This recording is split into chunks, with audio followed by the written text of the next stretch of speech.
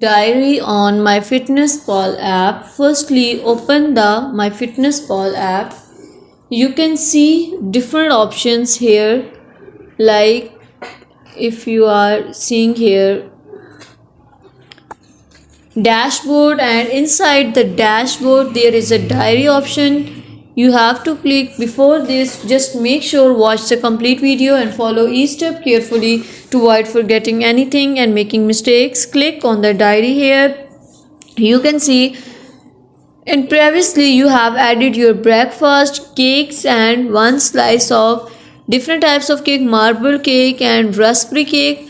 In this way you have to select your diary. Thank you so much. That was all, and subscribing to our channel for more valuable content in the future.